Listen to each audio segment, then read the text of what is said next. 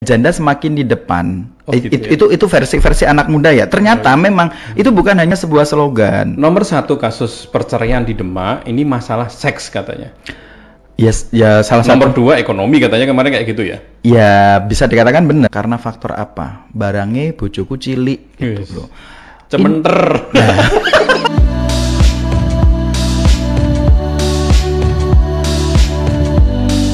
Oke Mas Indra, ini kemarin ada viral ya mengenai pernikahan yang cowoknya lari itu. Ya. Cowoknya lari tahu ya di NTB itu. Jadi pada waktu setelah setelah ijab kabul katanya, ini si cowoknya langsung lari, kabur. Iya. Ya kabur, akhirnya keluarga wanitanya nggak terima, terus diblokir jalannya. Setelah diselidiki, si pria itu ditangkap. Ternyata pria itu mengatakan kalau si wanitanya mengingkari janji. Sederhana itu. Jadi karena katanya itu mempelai wanita itu kan sudah sepakat untuk tidak melakukan pesta yang meriah. Sederhana gitu. Ya berarti kan begini. Ternyata si laki-laki merasa dikhianati. Merasa dibohongi untuk pertama kali gitu loh. Padahal banyak netizen yang beropini sih nggak ada masalah karena wanita itu pengen sesuatu yang acara yang istimewa dari seperti harusnya biasanya. Si cowok ini bersyukur karena keluarga wanitanya berkorban untuk membuat acara itu. Tapi secara prinsip si laki-laki pun punya prinsip kan. Hal yang pertama kali dimulai ya, misalnya berhubungan komitmen dimulai sudah dilanggar. Nah itu yang dipegang itu. Akhirnya kejadian kayak gini. Iya. Terus implementasinya ke saya apa? Sebenarnya implementasinya kan kayak gini tadi ngomong kan. Kita ngomong masalah lebih baik orang itu maksa untuk nikah atau mempersiapkan pernikahan itu secara detail gitu loh. Sampai prinsip-prinsip itu, hal kayak prinsip itu kan dipakai dia. Prinsip dalam berhubungan. Kalau saya kan kalau kita ngomong masalah prinsip itu ya boleh, tapi ketika sudah menikah itu kan ranahnya harus prinsip itu tidak seperti besi tapi harus karet gitu kan. Kalau saya gitu. Itu persepsinya Anda. Iya. Nah, ini saya balik ke Mas Indra yang belum mengalami ini.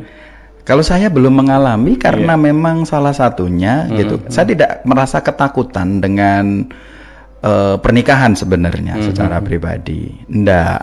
Kemudian secara prinsip nikah itu bukan sesuatu yang harus karena faktor terpaksa gitu kan. Kalau lari ke cerita tadi. Kalau lari ke cerita itu tadi kan mesti banyak unsur. Pendapatnya Mas Indra gimana? Nah, kalau saya kebetulan yang disalahkan yang mana? Kalau saya berdiri atas nama Ilalang Wedding Organizer. Nah, itu nanti ke sana nanti. Ya kan? Nah, kalau di Ilalang Wedding Organizer itu sendiri kan memang pendekatan psikologi, kemudian open mindednya kedua mempelai. Oke, saya buka lagi lah. Nah, Mr. Indra ini adalah sekarang selain sebagai profesinya apa aja ya? Saya nggak mau menyebutkan pengacara. Saya hanya pengen tahu, maksudnya. Ya, Om Indra ini salah satu sekarang yaitu pengacara dan beberapa kali ini kasusnya ya kasus perceraian, makanya saya angkat ini tadi. Dan juga selain itu Om Indra juga guru, pengajar. Terus aktif di LSM. Ya, terus sekarang juga orang terkenal di Kadin ya. Ini kenapa bawa-bawa? Nggak, maksudnya sebanyak kegiatan kayak gitu. Tapi saya bangga kok di Kadin. Iya, harus bangga. Walaupun nggak diapa-apain kan harus bangga. Terus yang terakhir Pak Muam ini beberapa bulan ini juga nggak ada project wedding organizer. Namanya tadi apa? Dirimu sebenarnya udah tahu. Tapi kan penonton saya nggak tahu, namanya Ilalang. Jadi di Demak ini kan sebenarnya banyak event organizer, tapi event organizernya itu dadakan. Jadi kadang ada yang muncul tenggelam. Ya, maksudnya dia hanya sebenarnya make up pengantin, tapi ya sekaligus borong lah semuanya. Lalu ada yang sewa. Iya, walaupun secara manajemennya kayak apa. Ya, atau ya. Padahal yang namanya event organizer kan ya menyakup semuanya. Dan harusnya dia ya harus independen. Betul. Kalau independen nanti kan enak. Jadi ketika konsumen pena apa, kita nggak harus membawa produk kita kan. Benar. Seperti itu. Nah ini juga ada hubungannya kayak tadi kan, ngalamin wedding kayak gitu, mungkin bisa share nanti pengalaman acara pada yang kayak gitu, rusuh kayak gitu. Lalu ada yang mengenai hukum tadi, banyak orang berceraian ya. Ada nggak sih sebenarnya orang satu hari menikah terus cerai kayak gitu kan? Jadi begini. Ini larinya ke sana sebenarnya. Tadi openingnya mungkin nggak nyambung, nggak masalah. Tapi ini larinya ke sana. Sebenarnya yang saya mau angkat adalah banyak orang yang cerai setelah menikah, tidak menunggu waktu lama, tidak menunggu 1 tahun. Tetangga saya juga ada banyak, belum ada 1 tahun, punya anak kecil lalu cerai. Yang kita angkat hari ini itu sebenarnya. Jadi sebenarnya gini, perceraian itu adalah kodratullah sih ya. Ini kalau pendekatan spiritual. Saya belum pernah mengalami pernikahan dan baru di podcast ini saya buka status saya masih single. Masih single ya? Iya. Ini status single karena nggak laku, nggak mau? Kalau masalah nggak laku dan itu karena memang semua manusia itu adalah komoditas, ya kan? Iya. Semua orang itu adalah aset, gitu kan? Nah, cuma karena di situ ada software, softwarenya antara direkturnya Soko Tatal Multipos gitu kan. Nah, itu tentunya tidak sama dengan software yang ada di sini. Tapi kadang-kadang kan kita berada di budaya yang budayanya itu paradoks. Budayanya itu adalah budaya hetero. Ya kan? Nah, jadi dan masih banyak doktrin-doktrin yang sebenarnya ini bukan melakukan pembelaan. Sebenarnya nggak ada masalah sih Pak. Iya. Nggak, kalau saya nggak masalah karena di lingkungan saya juga ada yang nggak menikah sampai usia mbah-mbah nggak nikah juga banyak di lingkungan saya dan itu nggak masalah bagi saya. Dan itu seyogianya secara psikis selama dia nyaman, why not? Ya, nggak masalah. Jadi ini kita cut aja. Tapi kadang-kadang begini, ini nanti nyambungnya di sana gitu loh. Nah, jadi kan lucu, orang belum pernah menikah, tapi mengetahui seluk-beluk perceraian karena tadi nyambungnya itu adalah pengacara spesialis perceraian. Nah, sorry, enggak, saya tidak mau mengkultuskan diri saya. Pengacara yang kapasitasnya adalah spesialis perceraian. Sering dapat project ya. Oh, jangan project ya.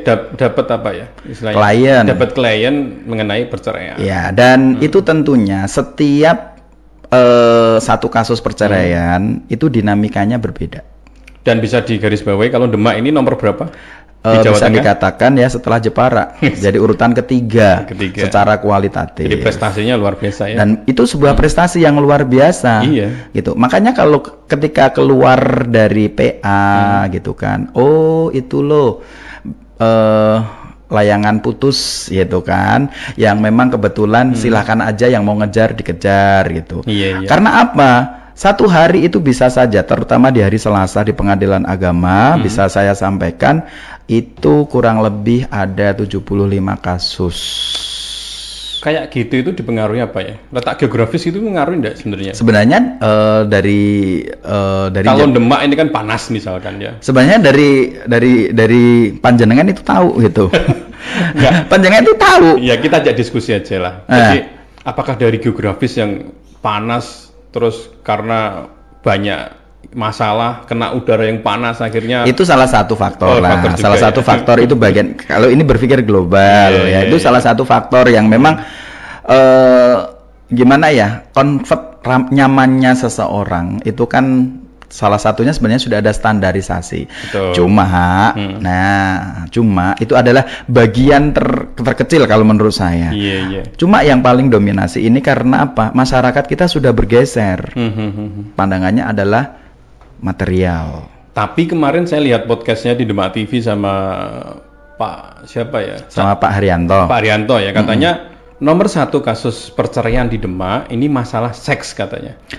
Yes, ya salah satu. Nomor 2 ekonomi katanya kemarin kayak gitu ya. Ya bisa dikatakan benar, katakan benar. Karena sekarang ya itu tadi ya. Kalau seks Pak, apakah itu karena kelemahan ya? Jadi apakah era-era sekarang itu cowok banyak yang lemah atau gimana?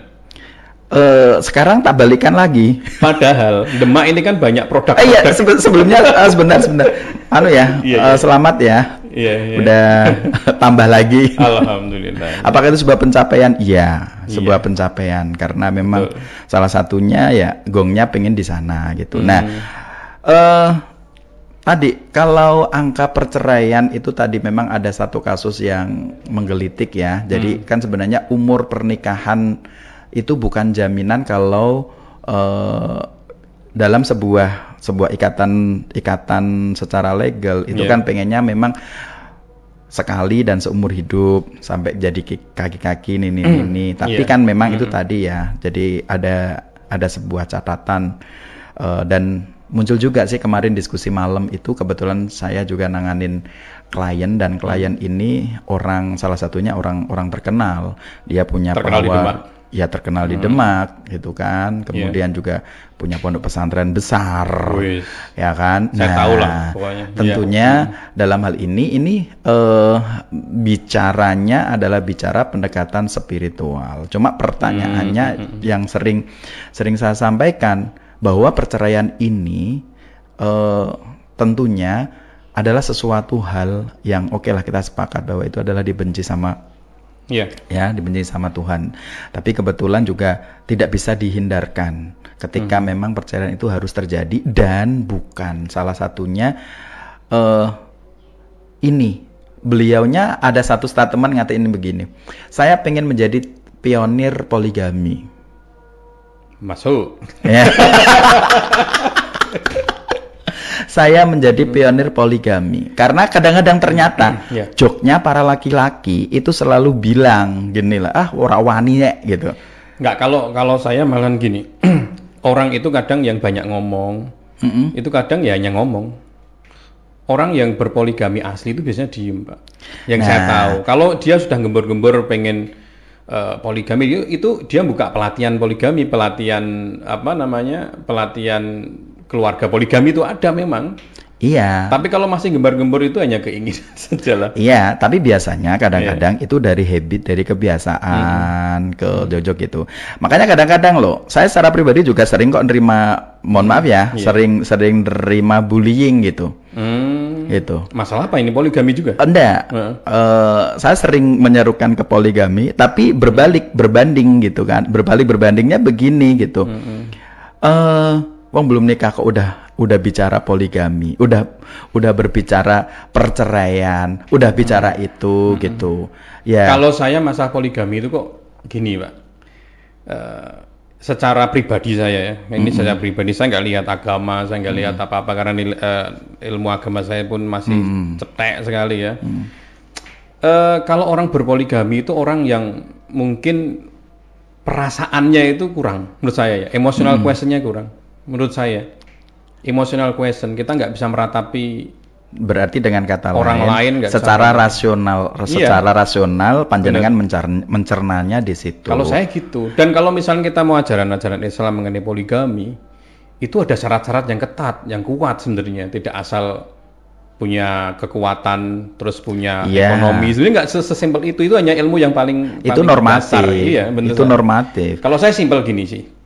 Kalau kita mau belajar, kiai kita misalkan, kiai kita yang benar-benar jadi kiai itu beliaunya menikah berapa kali, coba. Nah, sekarang begini ya, bergesernya itu kan bukan apa ya, jadi itu menjadikan sebuah tren passion. Mungkin ada kebanggaan gitu ya. Cobalah tengok ini Jawa Timur, gitu kan. Dia nggak akan bisa disebut kiai kalau dia belum. Itu kan kayak ini kan budaya poligami. Ya, budaya dulu kalau di Thailand kalau seorang raja atau seorang yang punya tinggi kalau nggak menikah dengan waria ya kurang ini kan? Sama di Ponorogo itu. Reok Ponorogo itu kan sebuah budaya gitu kan, di mana para para pemain reog itu salah satu pimpinan dia punya gemblaan gitu. Iya, Nah, betul. gemblaannya itu adalah salah satunya adalah waria kayak gitu. Nah, sekarang kalau ini kan keterkaitan nih. Saya nanganin persiapan pernikahan, saya nanganin perceraiannya. Saya Ini bener memang event organizer pernikahan. Jadi akadnya nerima, perceraiannya nerima. Itu Ya. lengkap. lah Masuklah di event organizer apa namanya? ilalang. Ilalang. Ya, ilalang karena one stop your service event gitu kan. Mau cerai, mau nikah. Mau cerai, mau nikah, mau acara 7 bulanan, 4 selingkuh ada bulanan. nggak? Event selingkuh gitu. ada nggak? Nah, sebenarnya kalau apa ya? Ini sebenarnya saya juga mau tidak mau. Ini masuk tadi Pak, masuk. Apakah perselingkuhan itu juga faktor perceraian kalau di Demak kalau Pak Indra nanganin Jelas. kemarin? Oh iya, banyak juga ya. Jelas. Nah, pihak sekarang ketiga itu sangat mempengaruhi. kenapa mereka kok sampai pihak ketiga? Ya, karena memang paradigmanya gini, janda semakin di depan. Oh, gitu ya? Itu versi anak muda ya. Ternyata memang itu bukan hanya sebuah slogan. Terus kemudian juga bilangnya ada tantangan kalau mampu ya. Ada adrenalin yang luar biasa ketika Iya. bisa membawa bojone wong gitu. Nah, ini kan sudah apa ya? Sudah dimensi religi sudah nggak berlaku. Iya. Nah, ketika sudah dimensi religi sudah nggak berlaku, kenapa juga? Ketakutan pada Tuhan itu sedikit tergeser sekarang. Nah, makanya lebih takut dengan polisi, dengan massa gitu. Ke normatifnya, Iya, ya toh, berkaitan dengan. Jadi banyak juga kasus perceraian gara-gara perselingkuhan. Dan sekarang dimensi perselingkuhan itu banyak fasilitas. Oh, contohnya ada banyak hotel gitu ya. Ya, itu secara kasat mata ya. Terus kalau malam-malam terfasilitasi salah satunya ya media inilah. Oh iya, gitu kan. Tapi kalau media ini kan nggak ada media fisik Pak ya.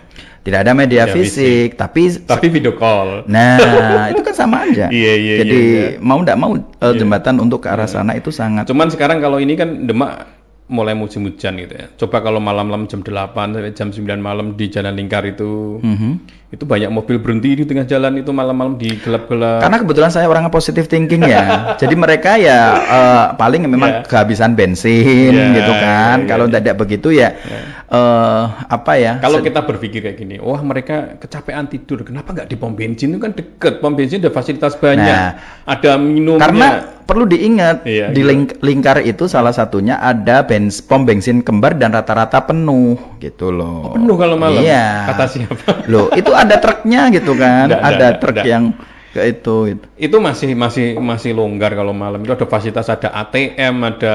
Itu tadi saya positifnya ya. Nah, saya kan orangnya selalu positif nih, gitu kan, gitu kan. Boleh. Cuma memang salah satunya tadi bahwa organ itu aset. Betul.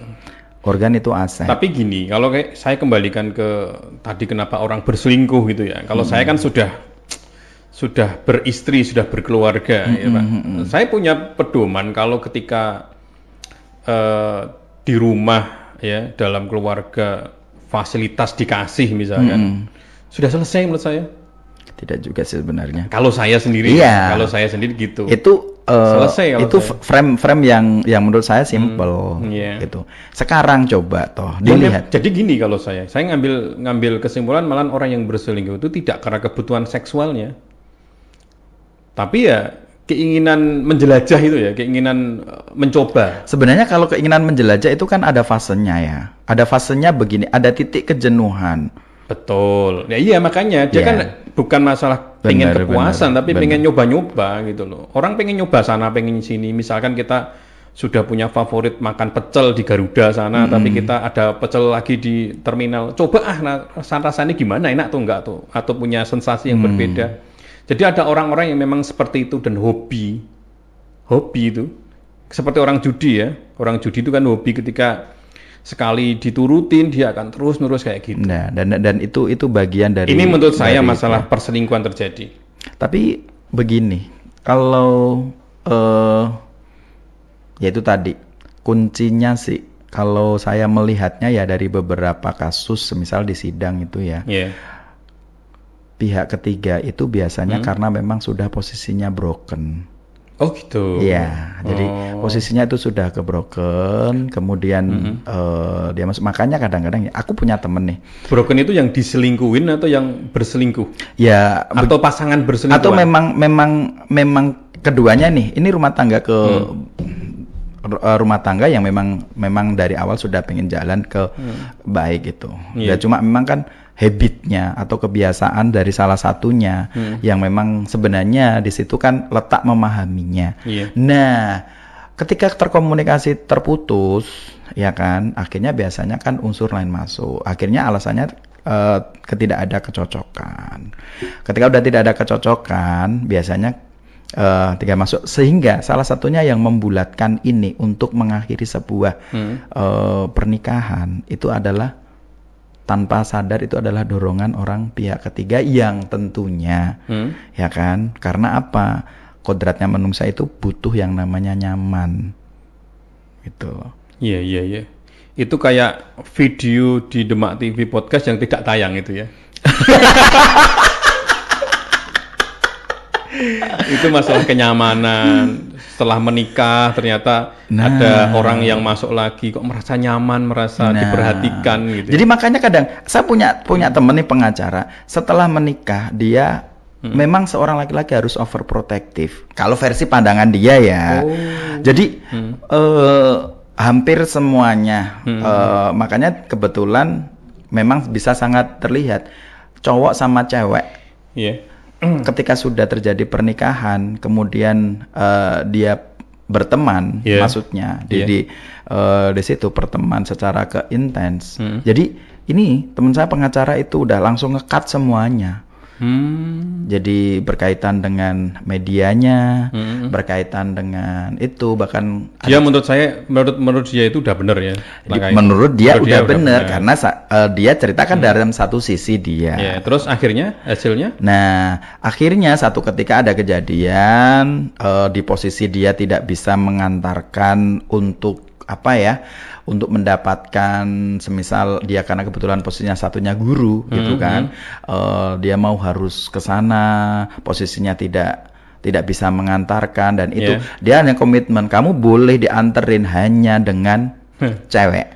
Padahal di situ ada teman guru, hanya yang satu yang nganggur itu adalah cowok gitu. Nah, mau tidak mau ya akhirnya karena memang dia udah komitmen udah saya yang nganterin, padahal itu di situ bener-bener acara beliaunya selaku dari narasumber, orang penting lah. Ada yang seperti itu gitu loh. Ya kedewasaan itu Pak kan bisa terbentuk. Kalau menurut saya ya, kalau pernikahan awal-awal pernikahan itu memang egois itu pasti ada.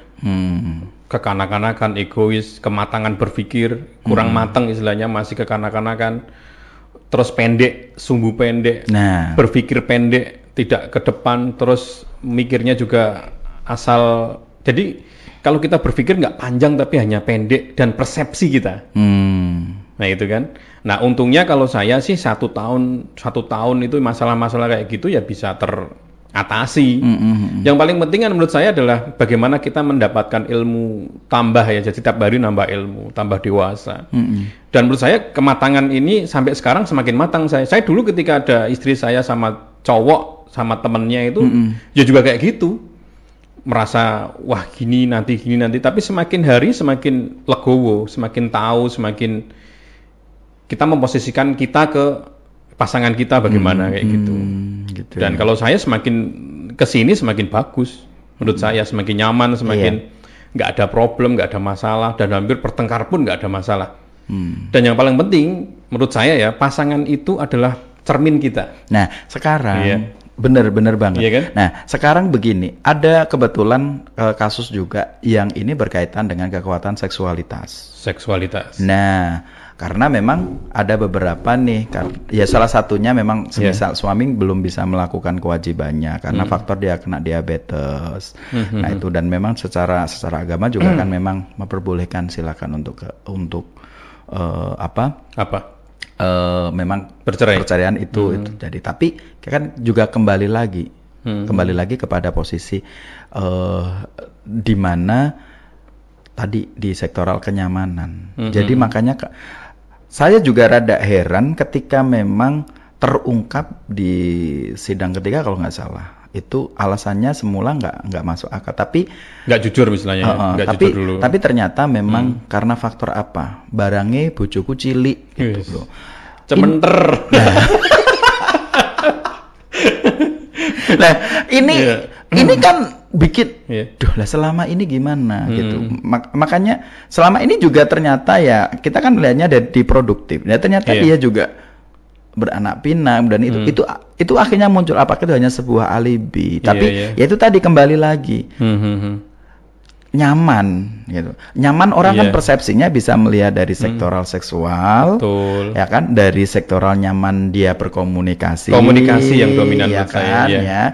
Kemudian nyaman berkaitan dengan materi. Betul, materi. Gitu. Nah, ini di sini makanya sama ketika dulu itu di Demak TV itu pernah di kan ya itu memang kompleksitas dunia yang namanya sebatas ruang pengadilan agama, ruang sidang yang hanya ukuran berapa itu?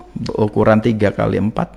Nah, ini kan acara ini jagongan, jadi ini paling nggak obrolan kita ke sana ke sini ada manfaatnya bagi teman-teman yang pranikah, yang mau nikah apa yang disiapkan, kayak tadi yang selain harus menyiapkan materi, yang terlupakan adalah menyiapkan itu fisiknya ya, tadi loh. Betul. Iya. Jadi gini, kan sekarang juga ada tes kesehatan pranikah. Betul, dan itu komplit ya. Itu dalam artian begini. Kalau saya sih kebetulan memang mentraining pengantin-pengantin saya. Maksudnya begini, memang bicara dari event organizer juga ada trainer pranikah juga ya. Trainer pranikah. Maksudnya begini, satu. Walaupun belum pernah.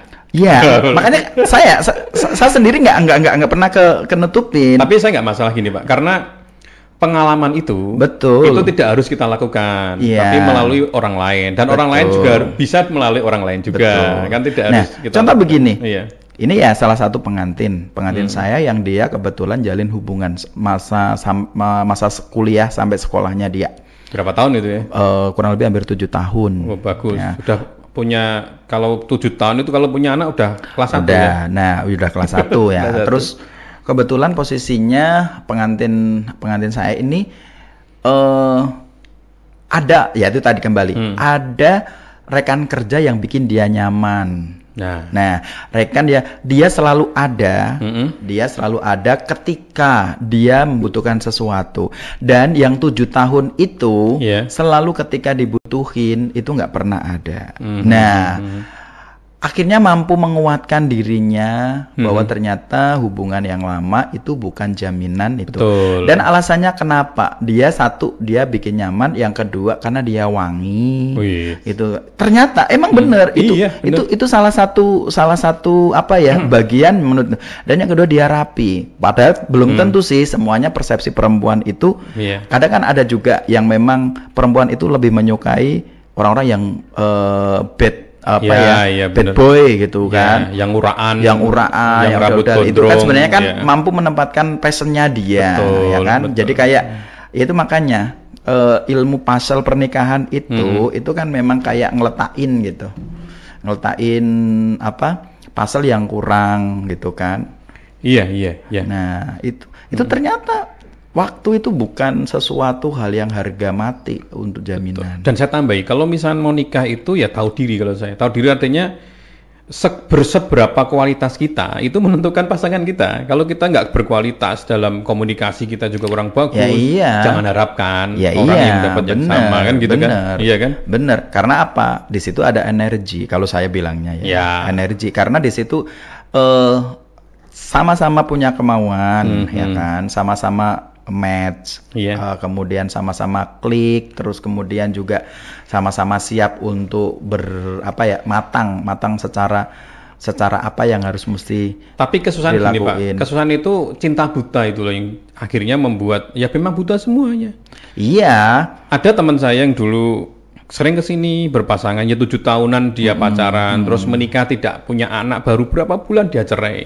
Padahal sebelum menikah itu nempelnya luar biasa. Saya sering ketemu dimanapun nempel. Mungkin cinta buta itu melupakan semuanya. Ternyata kalau kita mau bilang pasangan kita wangi, ternyata ada yang lebih wangi lagi. Karena kita tidak ketemu orang-orang yang itu. Makanya ketika kita pacaran jangan terlalu menutup diri seakan-akan kita di ruangan sempit, tidak lihat orang lain. Ya kita harus tahu diri bahwa pasangan kita tidak tercantik. Lebih ada banyak orang cantik. Ya kan? Harus realistis gitu deh. Realistis menurut saya. Iya, sebenarnya akhirnya pernikahan itu seyogyanya tadi ya jangan sampai kejadian yang di luar Jawa ya. Betul. Yang tadi ya. Nah, itu kan salah satunya yaitu tadi realistis. Iya. Orang itu kan begini. Kalau segala sesuatunya tidak berbicara realistis, ini tentunya mesti akan menimbulkan sesuatu hal yang banyak madorotnya sih sebenarnya. Iya. Kayak gitu. Dan sebenarnya kalau misalnya tadi ngomong masalah ekonomi, ya penting ekonomi, tapi sebenarnya komunikasi itu yang mendasari, Pak. Iya, benar. Itu ada di sini orang bercerai, anak masih muda, usia belum ada 25, bercerai ya memang gara-gara ekonomi, tapi di balik itu komunikasi. Benar, jadi ketika suami pekerjaannya belum bagus, itu sering membohongi istrinya kan, menjaga namanya, wibawanya dijaga, akhirnya dia membohongi kan. Benar. Jadi sebenarnya komunikasi itu titik utama kalau saya bilang. Padahal awal dari kebohongan itu akan akhirnya banyak hal kebohongan lain dan itu tentunya tetap akan akhirnya membuat retak gitu. Betul. Ya kan. Nah, tapi perlu diingat sekarang itu paradigmanya berpikir itu sudah bergeser. Gimana? Makanya kadang-kadang kan orang melihat dari sisi material, semuanya ke material ya. Tadi semisal nih, saya coba menggali, saya coba untung jagong gitu kan, sama tadi. Dia sikapnya berbeda ketika saya bawa sepeda buntut dengan saya bawa GL Pro. Gitu ya, memang berbeda. Nah iya. Iya berbeda. Iya. Padahal kalau kita tahu, contoh kalau saya langsung makanya ke pernikahan itu begini. Ada sekolah menjelang pernikahan itu sendiri posisinya memang coba kita bicara dari hati ke hati sehingga kita bisa menentukan passion ataupun konsep apa yang kita terapkan itu memang dari menggali keduanya. Nah, di mana ilalang itu saya selalu sampaikan bahwa kita harus benar-benar tahu pengantin kita itu gimana. Maksudnya mulai dari love story-nya, kemudian psikologinya, pandangan hidupnya seperti apa, terus kemudian juga karakteristiknya seperti apa, momen yang pengen digaungkan itu seperti apa. Nah, terus kemudian keterlibatan terutama di family-nya seperti apa, kedua belah pihak misal punya budaya yang berbeda itu seharusnya bagaimana gitu. Jadi itu detail-detail yang akhirnya bisa menjadi sesuatu momen yang memang dia benar-benar akan ingat. Iya, karena kadang orang bercerai itu pasti perenungannya panjang, butuh waktu, dan waktu yang panjang itu dia akan membuka story-story dia. Nah, salah satunya mungkin dia pernah posting video pada waktu pernikahan, foto bisa dilihat gitu kan. Tapi sekarang kedewasaan orang ya, jadi kepercayaan itu sesuatu hal yang biasa. Karena sudah nggak jadi momok kayak dulu ya. Iya. Dulu kan kayak aib besar bagi keluarga. Besar. Ya. Enggak, sekarang enggak. Betul. Jadi kadang-kadang kenapa gitu. Ini dia udah selesai nih pernikahan tapi mereka berdua juga fan-fan aja. Iya. Banyak kan? Banyak banget jadi dan bahkan mereka katanya lebih enjoy daripada pernikahan, lebih bebas kan? lebih bebas. Bener, lebih kemana-mana tiap malam keluyuran. Dan setiap perceraian itu mesti tidak harus dengan yang namanya konflik. Iya. Ya kan? Sekarang ini kayak gitu. Nah, kalau dulu mungkin konflik, akibatnya nggak, ya jalan keluarnya ya itulah. Iya. Nah sekarang memang ya tren gitu ya. Iya. Kadang ada tumbuh cinta lama bersemi kembali, terus kita seakan-akan kalau kita makan bakso ini, bakso sana, kok masih enak bakso sana ya gitu. Nah, samping itu sebenarnya ya itu tadi kembalinya karena memang ini pendewasaan masyarakat ini semakin meningkat menurut saya. Karena apa? Ya udah, karena emang sudah bukan kalau alasan klasik itu kan sudah tidak seprinsip atau ke semuanya. Tapi sekarang juga sudah mulai ke berpikir, rasanya saya lebih nyaman sendiri gitu. Ya kita cerai yuk gitu. Ada juga. Ya kan? Ada juga. Ada. Mungkin kan orang yang tidak mendesakkan, mungkin kamu udah punya orang ketiga. Oh, mungkin karena faktor kamu nggak puas dengan saya, maksudnya ini. Gitu. Tapi kan karena memang ini paradigma orang sekarang, cara berpikir terkait dengan pernikahan itu sudah banyak yang bergeser. Iya. Ya kan? Makanya kalau dalam keluarga itu harus diciptakan sesuatu yang supaya tidak jenuh, supaya tidak ngapain kita selama ini. Ngapain? Kemudian ya itu tadi kan sama-sama membuka diri, sama-sama yang dalam artian kemami itu.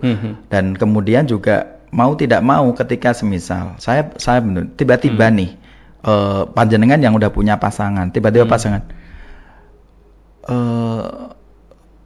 saya pengen nyudahi pernikahan ini dan saya nggak mau ada pertengkaran sama sekali.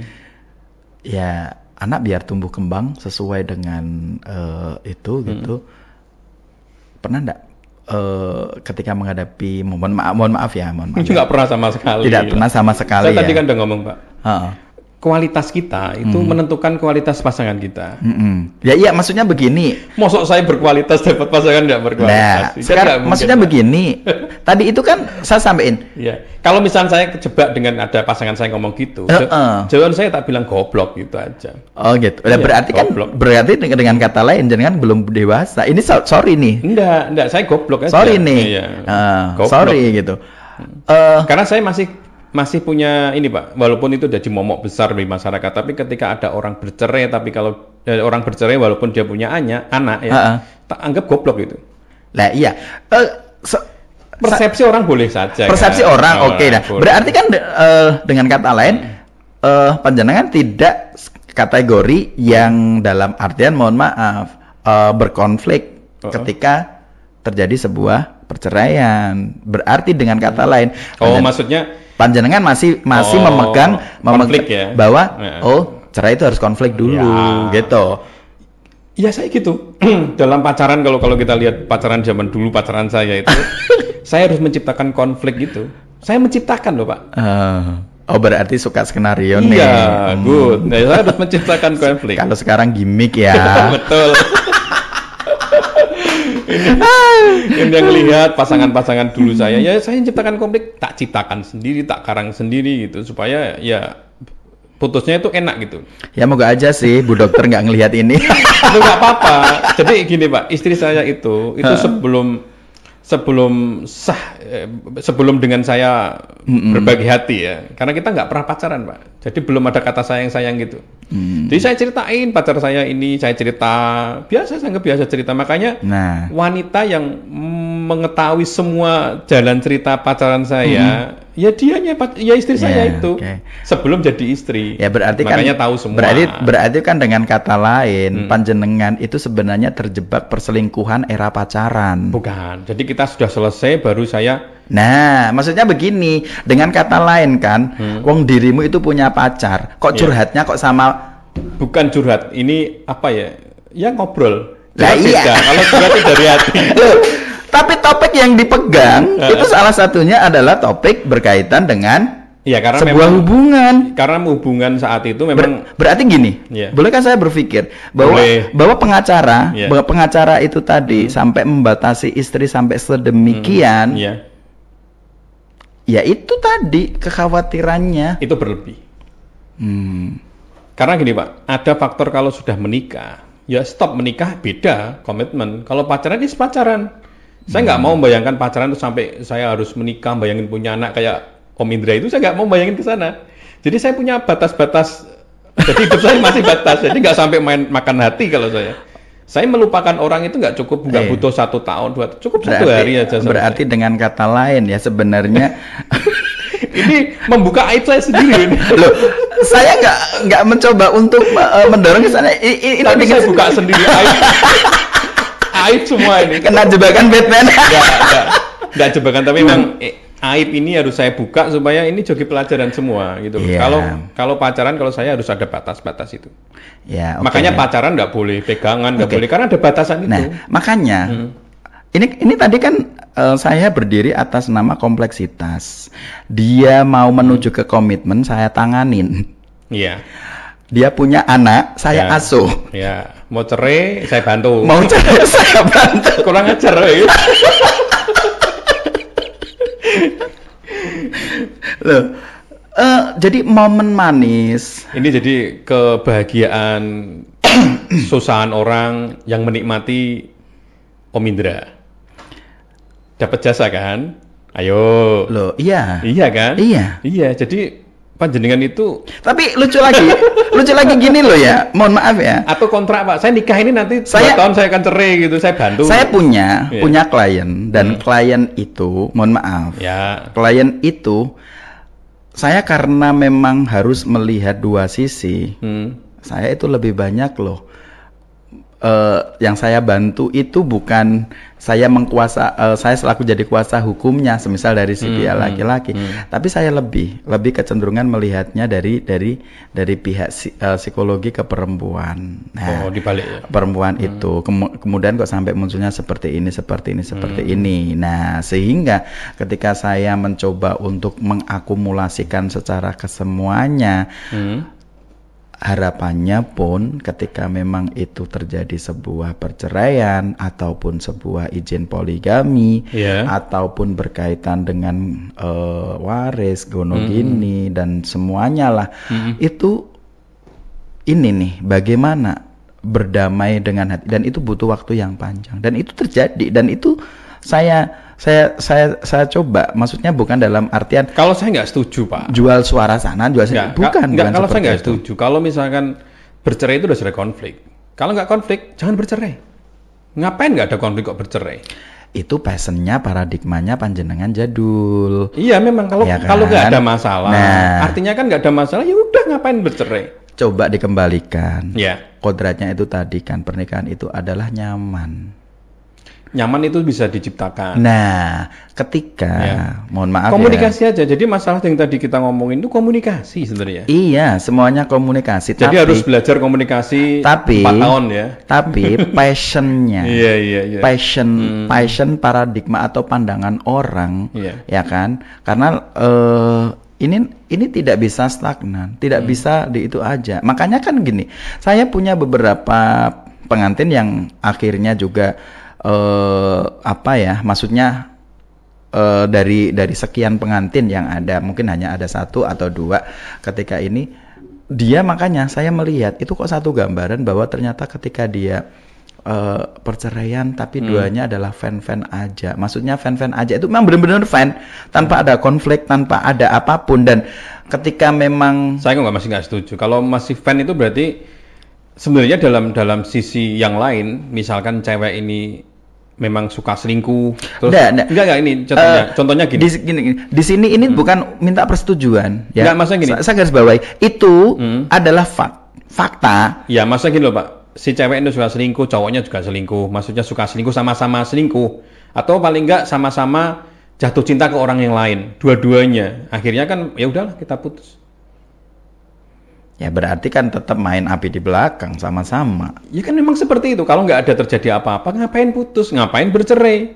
Nah itu ternyata. Pernah lihat series layangan putus nggak? Ternyata nggak ada kalau dia diam-diam kok nggak cerai. Ya cerai karena ada sesuatu. Ternyata ada aliran yang seperti itu. Saya akan memperlihatkan. Ya, saya setuju Pak. Tapi jarang sekali. Makanya. Contohnya kayak misalnya aliran seks ya, itu yang pasangannya tidak bisa memenuhi kebutuhan seksnya, lalu dia cari pasangan lain untuk memuaskan pasangannya, itu kan juga ada. Ya, itu ada. Namanya apa itu kalau model kayak gitu? Ya maksudnya begini, karena semua ada, yang ada di dunia ini, neko-neko pun ada. Iya. Orang yang menikah terus maknya dinikahin juga ada. Makanya salah satunya ketika ada tercerai itu bukan sebuah pertentangan yang hebat gitu loh. Tapi kayaknya nggak ada lah. Pertentangan yang kebetulan ini. Tapi menurut saya nggak. Ya nggak. Tapi karena emang terlihat tadi penjelasan menyampaikan gitu kan, ada satu statement GBLK kan misal kayak gitu. Iya. Ya, ini karena apa? Karena emosionalnya masih terbawa di dalamnya. Kalau dua-duanya kok komitmen, udah kita nggak ada apa-apa, yuk kita cerai, kita cari pasangan masing-masing. Ya satu kata lagi, goblok gitu. Ngapain kalau nggak cocok kenapa harus menikah? Dari dulu aja nggak menikah. Nah, kan goblok itu namanya. Sekarang pertanyaannya adalah itu jenis itu ada. Iya, tahu. Ya, orang goblok tuh ada banyak. Pak. Jenis itu ada gitu loh. Tapi menurut saya dia cerdas, nggak goblok. Iya. Ya kan? Ya, boleh lah. Ya kan? Karena apa?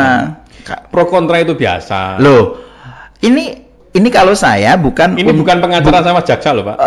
Bukan untuk pembenaran, bukan. Ya. Tapi di sini ini saya memperlihatkan fakta. Ini loh fakta. Faktanya ada kayak ini, gitu. nah, faktanya ada kayak gini, ada kayak gini. Ente suka, ente nggak suka, tapi itu kembali lagi ke prinsip. Tapi ini kan sudut pandang seorang pengacara. Jadi kan tidak lihat dalamnya orang itu, Pak. Nah, mohon maaf. Gitu loh. Tidak semua pengacara terus kemudian gebiak uyah. Yang terpenting dia adalah saya kuasa hukumnya. Saya harus ya memang gongnya harus menang gitu kan. Nah, tapi pertanyaannya adalah bagaimana mediasi? Ya, mediasi itu bisa menjadi sesuatu mediasi yang memang benar-benar. Ya, tapi misalkan saya sama pasangan mau cerai, terus kita komitmen yuk kita cerai tapi kita baik-baik. Kita ngomongnya nanti walaupun kita punya masalah yang berat, ini masalahnya tahu lah. Tapi ketika kita di persidangan atau ketika sama kuasa hukum kita ngomong yang baik-baik, jangan saling menjatuhkan. Ya, sebuah komitmen nanti intinya pokoknya kita saling menjaga, saling baik, gak ada masalah. Itu kan juga bisa. Jadi sudut pandang pengacara itu. Nah, terus buat apa fungsinya ada kuasa hukum? Kalau itu tuh enggak usah pakai kuasa hukum aja, udah ngajuin udah selesai. Ya, karena mungkin ada fasilitas. Fasilitas apa? Ya fasilitas lah. Ya bilang aja. Fasilitasi. Uang saya lebih, saya kasihkan ke pengacara biar keren. Nah, perceraian itu juga bisa kan, bisa post, bisa buat Instagram, kan bisa tuh, Pak. Nah, jadi makanya gini. Ada nggak yang bercerai lalu terus di post gitu? Banyak lah. Banyak. Jadi nggak cuman pakai surat nikah terus foto ya. Sekarang surat enggak. Ini juga banyak ya. Bahkan ketika putusan hakim ya, misal kemarin kayak sidang 1 kali udah langsung putusan gitu. Dia tetap ngepost, alhamdulillah sudah putusan. Tapi nggak bayangin kalau punya anak terus anaknya gimana gitu ya, enggak ya? Itu punya anak. Iya, ya udahlah, ya nggak usah dibahas. Punya anak gitu. Oke, Pak Muham. Ini ngobrol kita kan ke sana ke sini. Intinya kalau orang mau menikah, ini apa yang disiapkan selain kayak tadi yang baru kan keangkat adalah fisiknya, dia sehat secara badan, fisiknya, lahir batin, ya normal organnya. Jadi yang gini ya. Lalu yang kedua adalah ekonomi, artinya mapan ya. Betul. Jadi sebenarnya secara normatifnya itu sudah ada diatur bagaimana orang itu harus benar-benar persiapan-persiapan yang butuh disekan. Tadi sudah sempat sih kita sampaikan bahwa di situ itu juga harusnya sudah punya planning bagaimana menciptakan sebuah bentuk kenyamanan. Salah satunya ya mungkin kita akad nikah, ijab sah, terus kemudian resepsi selesai, kita tidak akan di mertua atau di ibu gitu kan. Ini kan sebuah komitmen sebenarnya, sebuah komitmen yang karena apa? Antisipasi, jangan sampai permasalahan-permasalahan yang memang sekiranya itu akan muncul. Tapi paling pokoknya apa tadi, Pak? Ini kan ada poin. Kalau misalkan komitmen nanti di rumah mana itu sebenarnya komitmen yang bagian. Ya bagian, dan itu kadang malah bikin bercerai di situ kan. Karena ya kayak tadi, kayak seakan-akan kayak pengantin yang di NTB tadi ya, yang kayak merasa dibohongi gitu ya. Padahal itu kan sebenarnya fleksibel. Artinya kalau seperti saya komitmen misalkan di rumah sini, tapi ternyata ibu mertua saya sakit ya, harusnya itu kan harus fleksibel, kan harus dipakai. Itu bagian ya. Biasanya memang mereka rata-rata membuat antisipasi atau payung sebelum itu. Terus yang disiapkan inti tadi ya, yang pertama adalah secara jasmani, terus ekonomi. Semuanya yang intinya adalah klik. Lah, banyak orang pasangan yang baru yang mau menikah ternyata merasa kayak dibohongi. Oh, ternyata dia nggak seperti ini. Ada nggak tes kejujuran pranikah itu? Penting sebenarnya. Ada nggak? Ada. Di mana? Di forum mana atau ada yang di ada kejujuran pranikah itu? Jadi sebenarnya kejujuran pranikah itu sendiri itu kan ada konseling psikologi psikologi di pernikahan. Misal saya punya ilalang wedding itu mau tidak mau nih teman yang dari psikologi juga melayani juga ya, melayani gitu loh, melayani. Keren. Jadi Jadi bagaimana itu memang benar-benar Jadi ya. bukan jadi bumerang ini. Nanti kalau misalkan dites ternyata nggak bagus, akhirnya nggak jadi nikah gitu. Ya bisa aja sih kemungkinan karena memang. Jadi urutannya gini ya. Sebelum masuk ke wedding organizer, konsultasi dulu, tes terlebih dahulu, tes udah dulu. klik baru event nikahnya. Iya, sebenarnya yang menuju ke arah sananya itu karena apa? Psikologi orang menikah itu kan saya sering menghadapi sih. Iya. Ya salah satunya itu tadi ketika hanya masalah baju, hanya masalah warna nanti yang pengen dipakai ketika akad atau resepsi itu aja bisa menjadi sesuatu. Jadi permasalahan besar. Besar banget. Apalagi wanita kadang-kadang. Nah, jadi itu memang butuh banget orang-orang yang maksudnya kayak kita gitu loh, yang ada di posisi tengah, ke tengah, tapi mampu mengakomodir, mampu untuk benar-benar include di dalamnya gitu. Jadi akhirnya kan wedding organizer tidak hanya mempersiapkan pernikahan saja, tapi pranikah, terus sampai honeymoonnya gitu loh. Nah itu honeymoon itu sendiri juga melihatnya melihat dari passionnya, gitu kan. Melihat dari passionnya. Misalnya passionnya kayak Tarzan, taruh aja di hutan, gitu. Kasih tenda aja berdua. Ternyata begini. Jadi itulah maksudnya kompleksitas kalau kita mau menyadari memang one stop service itu salah satunya yang memang service itu all rounds. Iya. Jadi gitu. Penting yang namanya wedding organizer ya harusnya seperti ini. Penting. Tidak hanya mempersiapkan tenda, kalau sound system saja. Itu adalah tugasnya vendor menurut saya. Harusnya vendor. Ya. Event organizer harusnya lebih daripada itu. Tapi lebih ke kadang-kadang penting nih kegelisahan sohibul bed atau kegelisahan dari yang punya hajat. Yang punya hajat.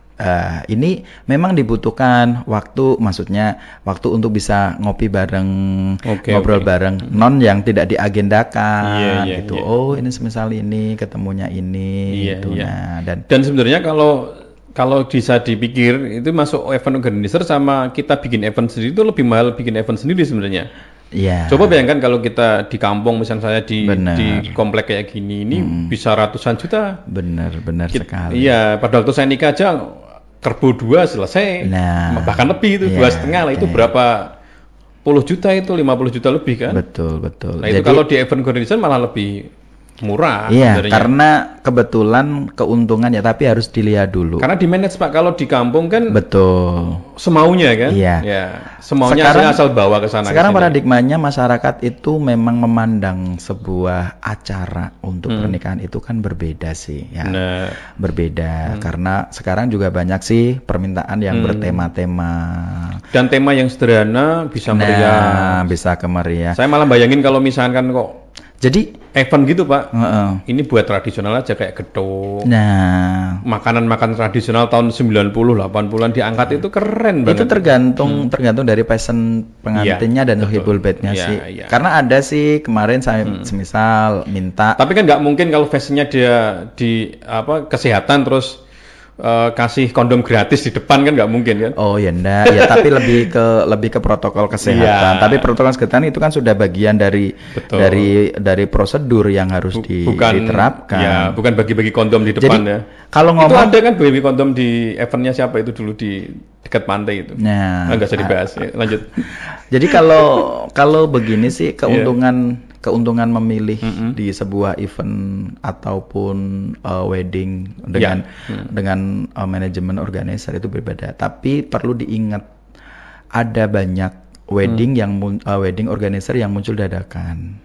Yang muncul dadakan itu dalam artian begini, mereka tidak bermain psikologi, mereka kemudian secara job desk-nya nggak jelas, terus kemudian kontrol dari sohibul bednya udah nyerahin, terutama ya termin by termin gitu kan. Kalau prosedural itu kan semisal di fee pembayaran itu memang harusnya memang sudah terencanakan dan itu pun sudah bisa dilakukan, invoice-nya juga kejelas. Artinya uang nggak bisa bengkak gitu ya dari. Terus kemudian juga bisa dilihat seorang event organizer atau saya kebetulan di planner dan juga wedding. Jadi planner itu kan merencanakan ke semuanya.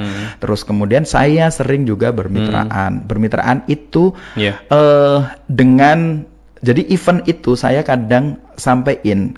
Saya gandeng beberapa manajemen. Jadi tidak kemudian perlu diingat untuk mewujudkan sesuatu hal yang megah, sesuatu hal yang bermakna. Tangan ini ada dua, ya kan? Walaupun pikiran kita bisa mencakup semuanya, tapi secara dia juga butuh untuk ground, untuk tumbuh.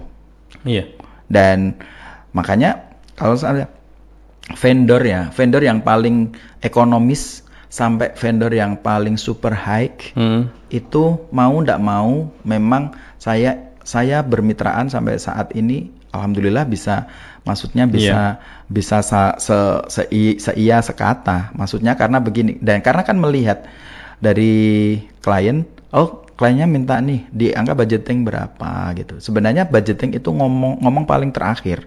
Tapi dia berani dulu mengungkapkan apa yang dia ingin gitu loh. Karena kadang ada loh nemuin klien udah pokoknya pasrah bongkoan. Nah, tapi intinya gitu, Pak. Intinya itu kalau kita pakai event organizer itu sebenarnya kita nggak repot. Kalau kita suruh pikir sendiri, ngapain harus pakai wedding organizer? Makanya wedding organizer ya pengen keinginan kita apa, lalu diimplementasikan oleh event organizer, ya itulah event organizer. Kalau teman-teman masih mencari sendiri, artinya tenda cari sendiri, lalu musik cari sendiri, itu bukan event organizer. Teman-teman masih repot lagi itu. Ini tapi kadang-kadang ya perlu diingat. Di Medan itu kadang-kadang juga kenemuin. Kadang memang Sohibul Bait itu secara psikis ya. Pengennya secara psikis ini gitu. Psikis itu kadang-kadang begini kok. Kadang-kadang saya melihatnya Armantu kok ora ribet itu tidak penak gitu. Hanya sekedar undangan aja nih. Hanya sekedar semisal kan undangan aja itu semisal kita sudah ke Batu Makeup, tinggal bagiin, semisal tinggal bagi atau undangan. Itu aja. Itu kadang-kadang memang psikis terutama psikologi menjelang mantu ya. Mungkin sebentar lagi kan juga ini panjenengan itu masih lama. Enggak juga, paling juga 20 tahun lagi tuh. Ya kan? Iya. 20 tahun lagi dan itu cepat sekarang gitu loh. Lah, itu sendiri memang orang menjelang mantu itu kadang-kadang psikisnya nggak bisa, mau diajak santai gitu kan. Udah tenang gitu. Makanya pentingnya dari planner atau dari wedding itu memang sering ya maksud diagendakan lah 1 minggu jago. Oke. Jadi ngobrol kita udah kesana sini, Pak. Yang intinya tadi kita ngomong masalah pranikah harus disiapkan. Bener. Nah, teman-teman yang nggak mau repot bisa langsung hubungi Mas Indra Ilalang Organizer. Bisa hubungi nomor teleponnya atau bisa IG-nya. IG-nya ada Ilalang Wedding. Iya. Itu. Terus alamatnya di mana? Alamatnya kebetulan officialnya itu kantor saya ya. Kebetulan saya tempatkan di rumah. Kebetulan di lantai 2 itu saya udah. Alamatnya di mana rumahnya? Alamatnya di Gang Al-Falah Jogoloyo. Gang Al-Falah Jogoloyo. Jadi Pondok Al-Falah masuk aja. Pondok terus masuk. Itu ke nomor teleponnya berapa, Bang? 089671905597 089671905597. Oke, teman-teman, itu aja mungkin. Nanti kalau misalnya ada pertanyaan mengenai pranikah, masalah keluarga, paling enggak ada pengalaman dari pengacara kita dan event organizer kita yang ada di sini. Gitu aja ya, Pak Bang. Thank you.